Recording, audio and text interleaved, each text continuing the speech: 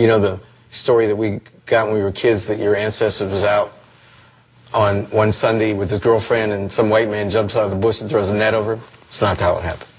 Slavery was big business. Africans sold other Africans to the Europeans. But the memory of slavery and of what our ancestors must have gone through is always lurking. Even a pretty little harbor town like Elmina is dominated by its slave castle. And for us, a slave castle is like Auschwitz. Right in here. This very dungeon housed between 150 and 200 women for 3 good months. This is where they slept, yes, but the place was much overcrowded, so there wasn't enough space for one even to lie down. The result was an outbreak of malaria and yellow fever. So by the time the ships arrived, more than half were already dead. Well, this is the infamous room of no return. That is also the door of no return. When the slaves got here, they never knew where they were going. Neither did they know what was going to happen to them. All they knew was to get out of this room onto the boats. Some actually committed suicide, because that was the only way they thought they could get their freedom.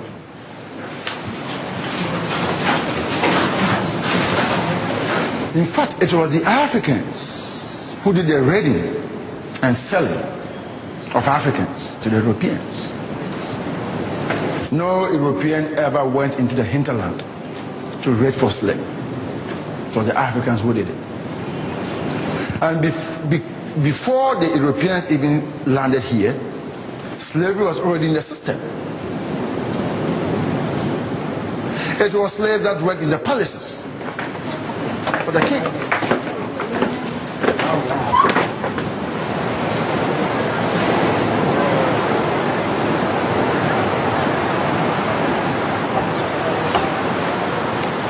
I thought it was more, even at that time, than just money. It had to be just something else that drove them to just kill these people. Yeah, why brutalize them like that? Why brutalize? But then again, I guess that's justification to rationalization. If you brutalize it, then you have to say to yourself, there's no way we as a Christian people could brutalize other humans, so they can't be humans.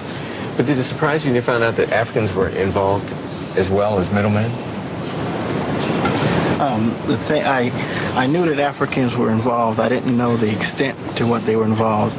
And I also didn't know that once they found out what was going on here, and I know that they had to know what was going on here, that they stayed a willing participant in it. That's the crazy part of it.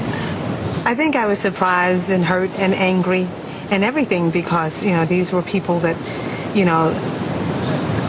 I sort of had a fantasy about them and as our ancestors, and your ancestors don't sell you.